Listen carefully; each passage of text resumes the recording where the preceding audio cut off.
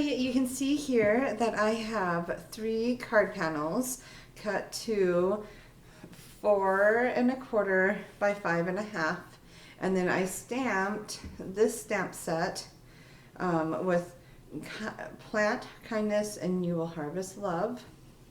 Those are the stamps, and I cleaned the stamps off with rubbing alcohol.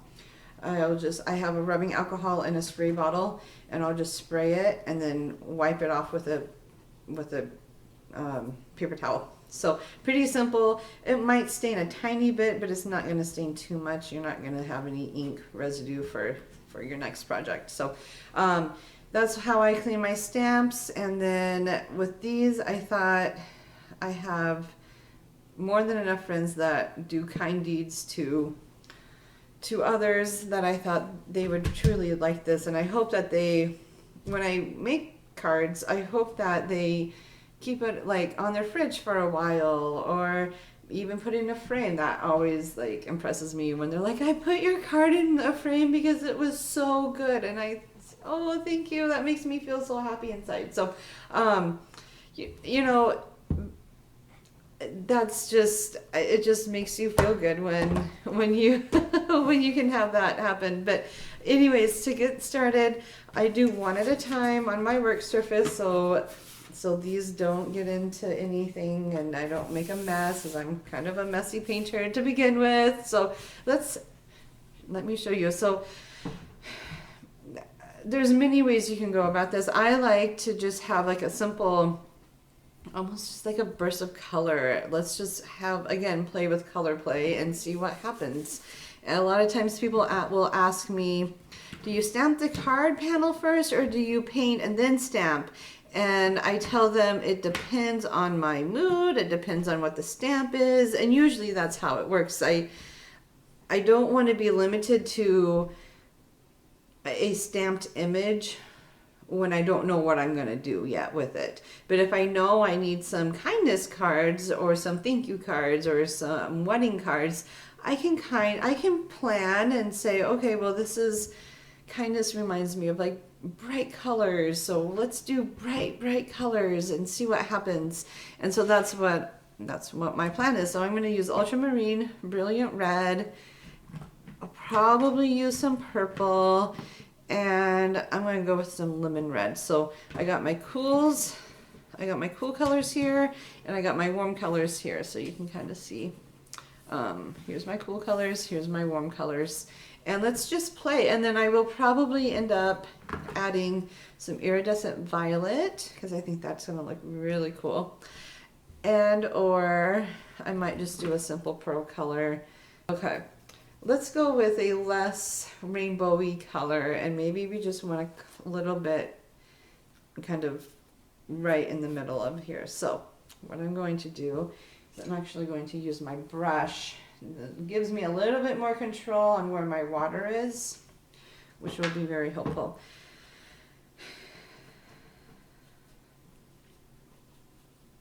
And I'm still thinking I want this like little diagonal, almost arch feeling to it.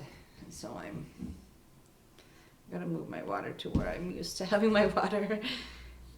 Right? You get in a habit on where your water is, and when it's not there, you feel flustered. I don't know, maybe it's just me, but that's how it works for me. I have my workflow, and when my workflow is messed up or I move my water around. Now I don't want a hard edge, so I am kind of feathering it out a little bit, so you can kind of see maybe. You can see that there's a sheen. Do you see that sheen of water? But you can't see it on the top of here and the bottom of here. That's what I'm going for. Okay, again, I'm going to start with my lightest value of color. There we go. I'm going to let that sit. Okay, now I'm going to go with my next color, which is my brilliant red, maybe. Here's my brilliant red. And I'm going to add that right next to it. I like that. Ultramarine is like our middle, right? We're going to get this little bit of green and purple. My blue does not want to come out quite right. Okay. And at this point, when I dip my brush in the water, I'm going to show you so you know. I dip it and then I kind of just on the side like 2 or 3 times. And then I check to see if it's going to drip. It's not dripping any water. So this is called a thirsty brush. It's not full of water like it's dripping, but it's not dry. Like if I were to blot this on the towel, you could clearly see a watermark. All right, so it's just called a thirsty brush. And I'm using a Princeton Neptune brush, which is like a mop brush. It's one of my favorite brushes for things like this because I have just enough water to do everything I need to do. And what I want to do is I want to add that blue and that purple together. And sometimes it's just worth spraying and not and letting go of that control, which I think is where I'm at. Sometimes the brush works, sometimes it doesn't, and this time it did not work. Okay. And that's okay. Spray bottles are my favorite right now. I just really enjoy spray bottles. Okay, I really love how this is turning out right now. I'm going to dab up a couple of the red. I'm going to add a little bit more yellow up into here because I don't want it to look like I want it to look like a color burst of color, right? And then here's my red. All right, now we're to the ultramarine again. Like I said, my blue did not seem to want to come out. There's my blue. I'm going to watch it kind of turn. And I'm using my spray bottle, but I'm probably about 10 to 12 inches away. And I'm lightly spraying it just to activate some more of that brush crystals. And then I think I'm going to go into this purple right over here because there's already red in it. And I'm just going to tap, tap, tap, tap, tap. Kind of, there we go. And I'm okay that there's, I think I want to get that yellow further down that paper. And like I said, I know I tapped a little bit more on the purple. So to get rid of some of that purple, because I think the purple's overpowering just a little bit, especially right in there. See how it's just really kind of dark? I can clean it up with my towel. And I don't want to, it's going to dry and it's going to look really cool. And I think I don't really like how that's turning out because I want you guys, I want to be able for the person to see you will harvest love.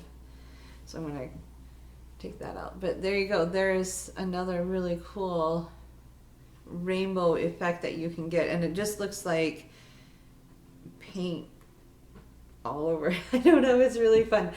So there's that. Let's try one more. Let's go. I'll call this like Analesius, where you have all the same colors in one. Like you're not changing up to cool to, you're not using the whole color wheel. You're just using like a third of it. So you're just using warms or you're just using cools. You're not using all of it. And let's go with kindness screams warm to me. So I'm going to go with warm colors. And I think I'll actually use some gold too to go with it, just to add some pretty to it. And orange. Let's see. Lemon yellow, orange, and brilliant red. There we go. Ready? All right. And this time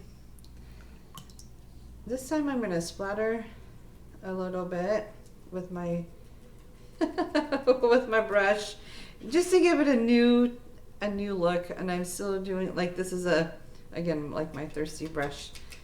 And I'm just splattering it with water. The ink isn't gonna bleed, nothing's gonna bleed because, anyways, I just splattered it with water. It's gonna look really fun when you're, all right, and I'm gonna go ahead and start with, of course, my yellow, because I love my yellow. Okay, now I'm gonna go into orange, and I'm gonna do that kind of in the middle of everything, and that is a whole lot of water. So if you see a big blob of water, you can always, again, just dab it up. All right, I'm gonna add some more. Why not? Brushos are fun. Now, I really like that the way it is. I think, honestly, less is more when it comes to Brusho, and I always feel the hardest part about watercolor, it doesn't matter what kind of medium you're using, if it's watercolor, the hardest part is finding your technique and then owning it. So because I really like this like this, I might add a tiny bit of red, but this is pretty cool. Like, there's not much more I need to add to it. So, but I do like having that little bit of burst. So I'm gonna add a little bit here, maybe a little bit here. I really wanna keep the yellow the way it is because I really love it, and I really wanna keep that the way it is. So I'm just kind of adding to what I've already created. And then I'll spritz it a little bit because I can. And here's a blob right down here that I'm not thoroughly happy with. So I will go ahead and just use my washcloth, or if you have a paper towel, you can. And then here's another blob of two right here, and I'm just dabbing it up. I'm not wiping it up. I'm very gently dabbing. That's the best way to explain it. I don't know. Yeah, so carefully that I'm using the tip of my washcloth, and I'm just being very strategic where I dab the water. There we go. I really like that. And I know that later I can use some bold pattern paper if I wanted to even add more dimension to it. Now, because I said I would use some sprinkle it iridescent powder, I'm gonna sprinkle this just kind of around here. And then to activate it, you have to spray it again. So I use this very, very sparingly because I don't want I don't want it to move too much, but I think that will really hold it. And I see where I can add more. There we go. All right. And I think I'll just spray it a little bit more. There we go. I'm going to call that one done. So you can do, sometimes I think Annalie just, like when we're just using one part of the color wheel, works for these cards because you're still getting a bunch of blending, you're still getting that beautiful artsy look to it. It's not it's not super it's bright, it's very striking. Someone's gonna love having this card. This is a great affirmation. Plant kindness and you will harvest love. Like, it doesn't matter, just be kind to that person. Kindness goes a long ways. Anyway, so that's what I was thinking. So I really wanted a bright, vibrant colors to shine through this, and I think we did it. I think this is perfect, right? It's beautiful. So this one's almost dried too, and I really like how that blended. Isn't that fun? Very cool. So yeah, let's play around with our stamps and our colors and enjoy the process. That's what it's all about. So up next, I'm going to actually show you how I paint it, how I use Brushos for another background in a floral background. So stay tuned.